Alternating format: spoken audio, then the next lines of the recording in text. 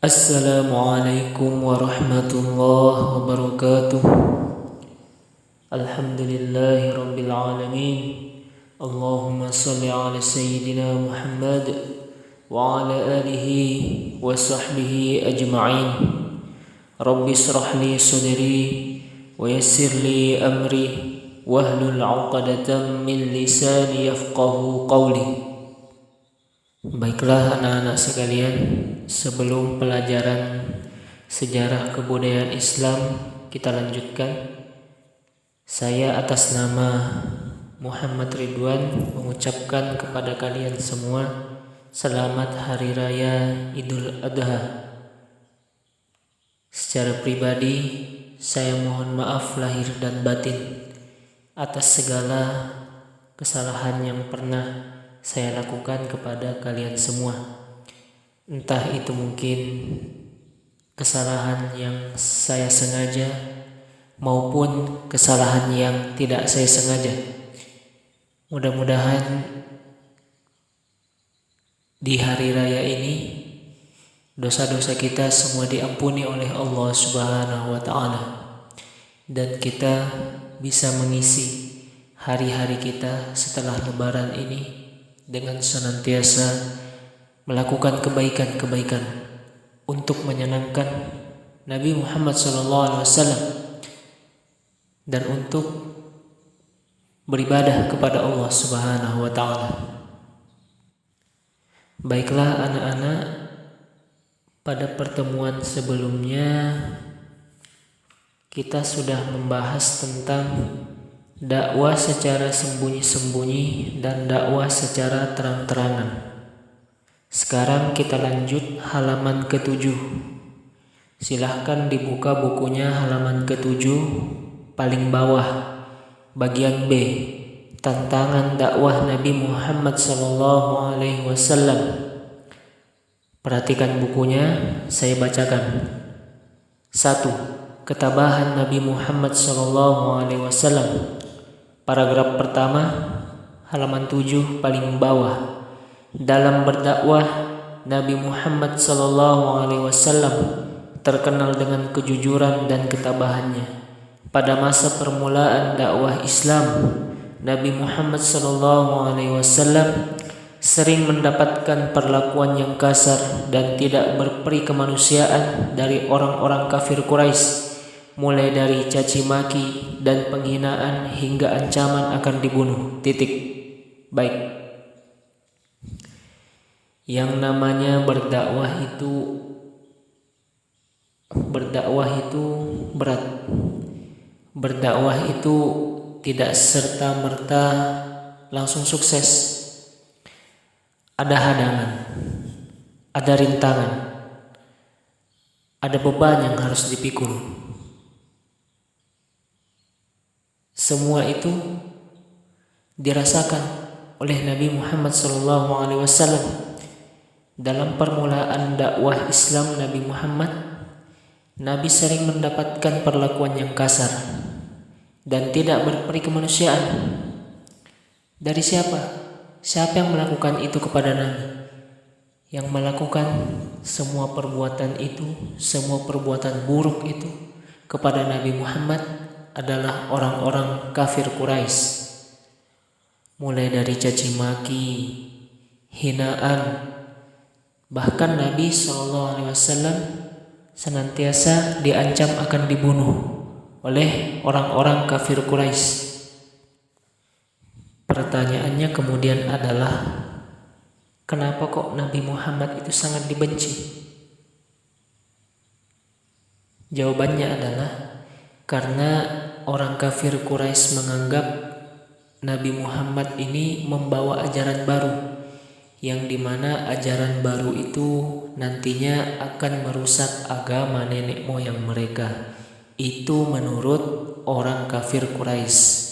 Tetapi pada dasarnya risalah yang dibawa Nabi Muhammad kepada kita semua ini adalah untuk menyelamatkan kita di dunia dan di akhirat. Buka halaman ke-8 paragraf pertama. Perhatikan bukunya. Ketika orang-orang kafir Quraisy melihat satu persatu penduduk Mekah masuk Islam, mereka merasa agama nenek moyang mereka mulai terancam. Hal itu membangkitkan kemarahan mereka terhadap Nabi Muhammad dan pengikut-pengikutnya. Banyak pengikut beliau yang menjadi sasaran penyiksaan, terutama pengikutnya dari golongan para budak. Namun terhadap Nabi Muhammad sendiri mereka tidak berani melakukannya. Hal itu karena beliau dilindungi pamannya, yaitu Abu Thalib. Selain itu beliau juga disegani karena berasal dari keturunan Bani Hashim. Bani Hashim mempunyai kedudukan serta martabat tinggi dalam kalangan masyarakat Quraisy. Ketika Nabi berdakwah, tidak putus asa Nabi dalam berdakwah. Semakin hari, maka semakin banyak penduduk Mekah yang mulai masuk agama Islam. Satu persatu dari mereka bersyahadat. Satu persatu dari mereka menyatakan diri untuk masuk agama Islam. Melihat keadaan tersebut, tokoh-tokoh terkemuka daripada kafir Quraisy ini semakin marah dan merasa agama nenek moyang mereka terancam hilang, karena dari penduduk Mekah ini satu persatu sudah mulai memeluk agama Islam. Jadi semakin khawatir orang-orang kafir Quraisy ketika itu. Nah, dari banyaknya orang-orang kafir Quraisy yang masuk agama Islam, ini membuat kemarahan daripada pemuka-pemuka Quraisy itu bangkit dan sangat marah kepada Nabi Muhammad SAW dan kepada pengikut-pengikutnya. Nah, banyak dari pengikut-pengikut Nabi Muhammad itu menjadi sasaran penyiksaan, disiksa. Yang masuk Islam ketika itu disiksa. Namun pemuka-pemuka Quraisy ini tidak berani menyiksa Nabi Muhammad SAW. Alasannya karena Nabi Muhammad dilindungi langsung oleh pamannya, yaitu Abu Thalib. Siapa yang berani dengan Abu Thalib? Sangat disegani Abu Thalib. Nah, silahkan paragraf kedua diperhatikan. Paragraf kedua halaman ke-8. Kaum Quraisy mengira bahwa kekuatan Nabi Muhammad terletak pada pamannya, yaitu Abu Thalib. Oleh karena itu, pada suatu ketika beberapa pemuka Quraisy mendatangi Abu Thalib. Mereka meminta Abu Thalib membujuk Nabi Muhammad menghentikan dakwahnya. Mereka berkata, "Wahai Abu Thalib, hendaklah mulai hari ini engkau melarang keponakanmu Muhammad mencela Tuhan-Tuhan kami. Jika tidak, kami akan memusuhimu dan memusuhi dia. Dan jika memang sudah kami rasa perlu, kami akan membunuhnya." Tentu saja tuntutan mereka itu ditolak secara baik oleh Abu Thalib. Mereka pun pulang dan tidak berhasil membujuk. Dalam dakwahnya, Nabi selalu dilindungi oleh Abu Thalib. Melihat hal itu, orang kafir menganggap bahwasanya kekuatan Nabi Muhammad ini terletak pada pamannya, yaitu Abu Thalib. Seandainya tidak ada Abu Thalib, maka Nabi Muhammad tidak ada dayanya. Itu anggapan orang-orang kafir Quraisy. Lalu orang kafir Quraisy mendatangi Abu Thalib dan membujuk Abu Thalib agar menyuruh keponakannya Muhammad untuk menghentikan dakwahnya. Orang kafir mengancam untuk memusuhi Abu Thalib jika Abu Thalib tidak memenuhi permintaan mereka, yaitu untuk menyuruh Nabi Muhammad menghentikan dakwahnya. Kemudian Abu Thalib menolak daripada hasutan tersebut, ajakan tersebut daripada orang-orang kafir. Paragraf 3 halaman ke-8. Usaha pertama kaum Quraisy tidak berhasil. Kemudian kaum Quraisy kembali datang mengancam Abu Thalib. Mereka mengajukan pilihan kepada Abu Thalib, yaitu Abu Thalib bersedia menghentikan dakwah Nabi Muhammad atau mereka sendiri yang melakukannya. Jadi usaha pertama gagal. Kemudian kaum kafir Quraisy datang kembali mengancam Abu Thalib, memberikan pilihan dia kepada Abu Thalib. Orang kafir mengatakan kepada Abu Thalib, "Wahai Abu Thalib, jika engkau tidak ingin menghentikan dakwahnya Muhammad, maka kami sendiri yang akan melakukannya." Jadi pilihannya ada dua. Yang pertama, Abu Thalib menghentikan dakwah Nabi. Yang kedua, kalau Abu Thalib tidak menghentikan dakwah Nabi, maka orang kafir Quraisy sendiri yang akan turun tangan menghentikan dakwahnya Nabi Muhammad SAW. Paragraf keempat, halaman 8. Tatkala mendengar ancaman dari kaum Quraisy, Abu Thalib merasa khawatir akan terjadi perpecahan dan permusuhan di antara kaumnya. Namun dia juga tidak sampai hati harus melarang keponakannya menyebarkan agama yang diyakininya. Kemudian Abu Thalib memanggil Nabi Muhammad seraya berkata, "Wahai keponakanku, hentikanlah mendakwahkan Islam demi keselamatanmu dan keselamatanku. Janganlah memberiku beban di luar kesanggupanku. Berhentilah mengajak orang meninggalkan berhala-berhala itu." Abu Thalib terus-terusan diancam oleh kaum kafir Quraisy, sehingga Abu Thalib pun merasa khawatir kalau nanti orang kafir Quraisy Mekah langsung menghadang Nabi Muhammad, khawatirnya akan terjadi perpecahan dan permusuhan di antara kaumnya. Kemudian Abu Thalib memanggil Nabi Muhammad dan dia berkata kepada Muhammad, "Wahai keponakanku, hentikan dakwah Islam demi keselamatanmu dan keselamatanku. Berhentilah mengajak orang-orang meninggalkan berhala," kata Abu Thalib. Paragraf kelima, halaman 8. Mendengar permintaan Abu Thalib tersebut, Nabi Muhammad mengira pamannya sudah tidak bersedia melindunginya lagi. Beliau menjawab dengan tegas, "Wahai pamanku, demi Allah, seandainya mereka meletakkan matahari di tangan kananku dan bulan di tangan kiriku agar aku meninggalkan dakwah ini, aku tidak pernah meninggalkan dakwah agama ini hingga Allah memenangkannya atau aku hancur binasa karenanya." Kemudian mendengar permintaan Abu Thalib tersebut, Nabi Muhammad menolak permintaan Abu Thalib dan mengatakan kepada pamannya sendiri, "Aku tidak akan pernah meninggalkan dakwah agama ini sehingga Allah memenangkannya atau aku hancur binasa karenanya." Luar biasa. Perjuangan Rasulullah SAW tidak pantang menyerah, tidak termakan hasutan dari orang-orang. Paragraf ke-6, halaman 8. Setelah itu Nabi Muhammad berbalik meninggalkan pamannya.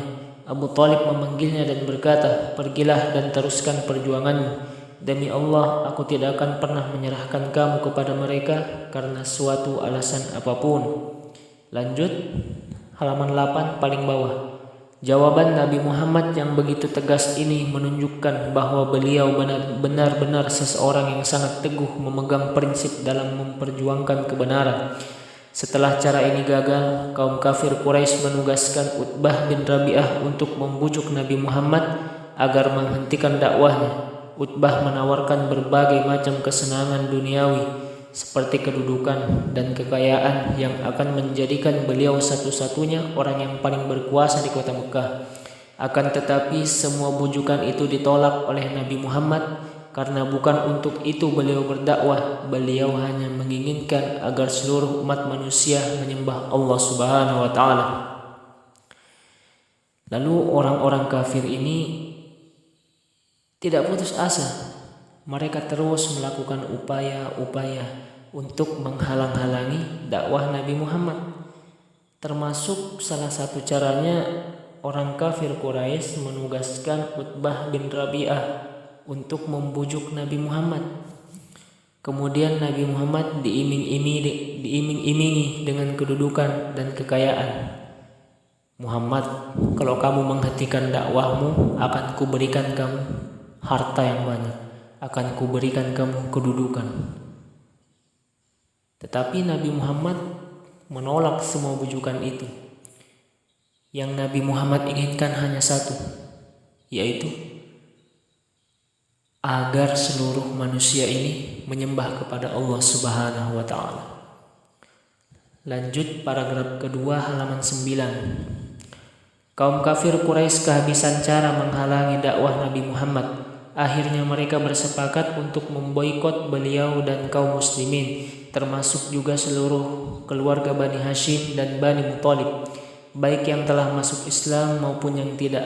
Alasan pemboikotan ini karena mereka tidak mau menyerahkan Nabi Muhammad.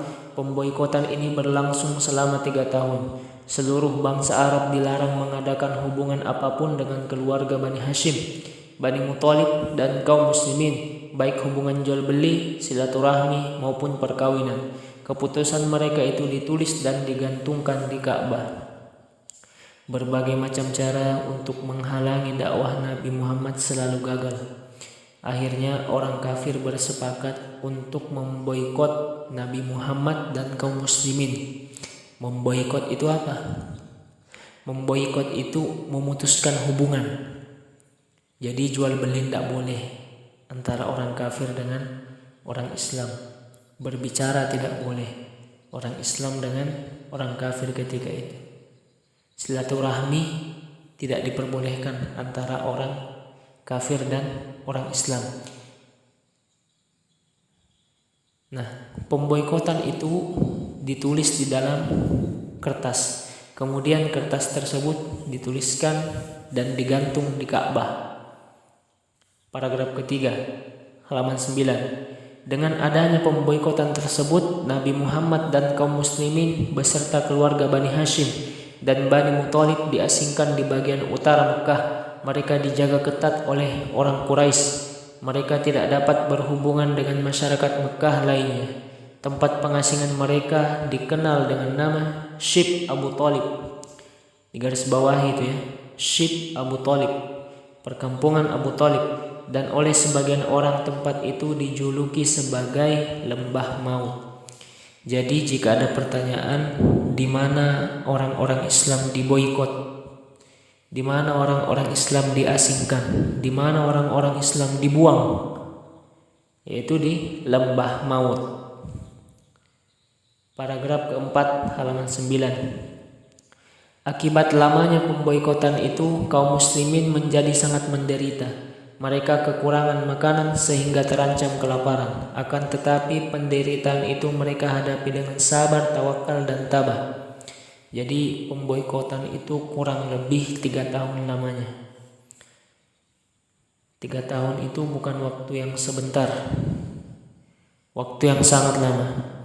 Tetapi penderitaan ketika pemboikotan itu semua dilewati berkat kesabaran, tawakal dan tabah.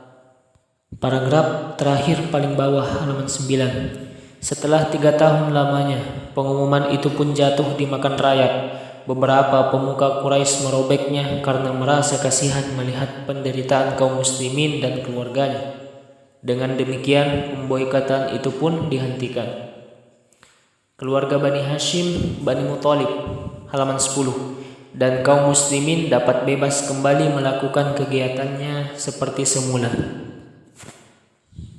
Kemudian pemboikotan itu berakhir. Berakhirnya ditandai dengan kertas yang tertulis isi pemboikotan itu dimakan rayap dan sobek.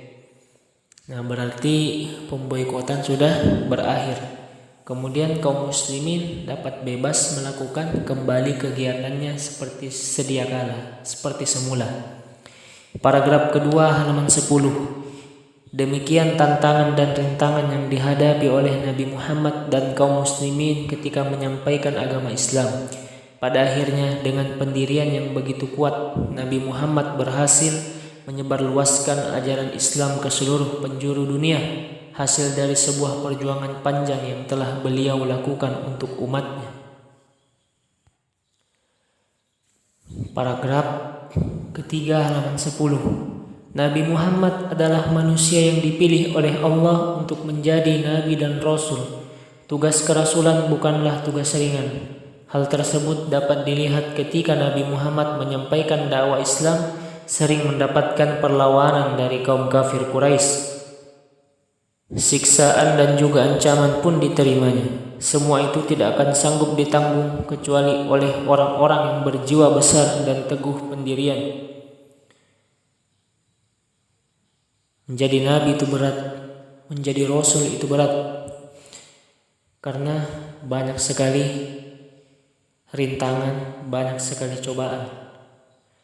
Hanya orang-orang yang berjiwa besar dan teguh pendirian yang bisa menerima amanah tersebut dari Allah Subhanahu wa taala. Paragraf keempat, halaman 10. Kaum kafir Quraisy terus mengadakan perlawanan kepada Nabi Muhammad dan para pengikutnya dengan berbagai cara. Mereka membujuk, mempengaruhi, bahkan mengancam Nabi Muhammad dan para pengikutnya. Tujuannya adalah agar beliau berhenti menyampaikan ajaran agama Islam, berbujuk rayu, ancaman dan tekanan serta kebencian kaum Quraisy kepada Nabi Muhammad tidak menyurutkan dakwahnya. Sebaliknya, beliau bertambah giat dan yakin untuk menegakkan Islam di bumi ini. Pada intinya, cobaan apapun, rintangan apapun yang Nabi Muhammad hadapi, Nabi Muhammad tidak pernah putus asa. Bahkan Nabi Muhammad semakin giat untuk menegakkan Islam di bumi ini. Sama sekali tidak ada putus asa. Paragraf kelima, halaman 10. Orang-orang yang tidak senang terhadap ajaran Islam selalu berusaha menghalangi dakwah Nabi Muhammad. Bukan hanya menolak, tetapi mereka menyebarkan fitnah, menjelek-jelekkan serta memojokkan Nabi Muhammad dan para pengikutnya. Mereka mempengaruhi kaum Quraisy lainnya agar menjauhi beliau. Mereka menghina beliau dengan menuduhnya sebagai tukang sihir dan orang yang tidak waras.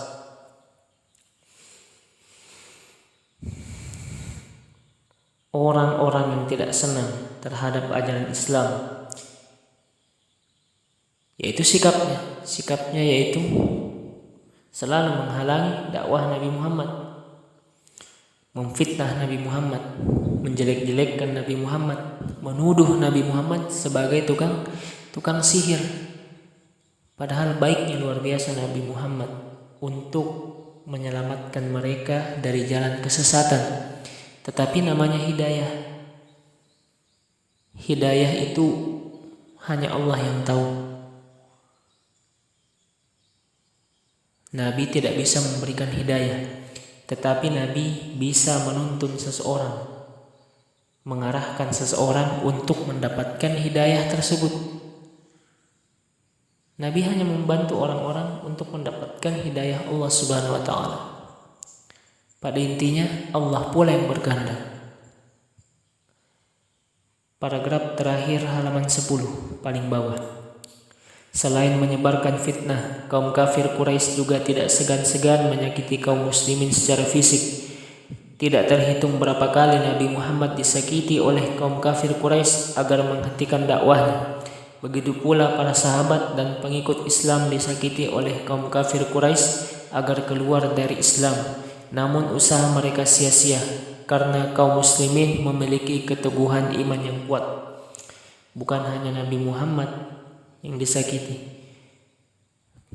pengikut Nabi Muhammad banyak disakiti, disiksa, sudah dihina, dicaci, disiksa pula. Tetapi usaha orang kafir selalu sia-sia, karena Nabi Muhammad beserta pengikutnya yaitu kaum muslimin diberikan keteguhan iman oleh Allah Subhanahu wa taala. Kita sampai halaman 11 anak-anak ya. Saya kira pertemuan kita hari ini sampai di sini saja. Silahkan dibaca-baca lagi di rumah, diulang-ulangi, dibaca terus yang sudah saya jelaskan tadi, karena semuanya ada di buku ya. Cukup sekian. Wassalamualaikum warahmatullahi wabarakatuh.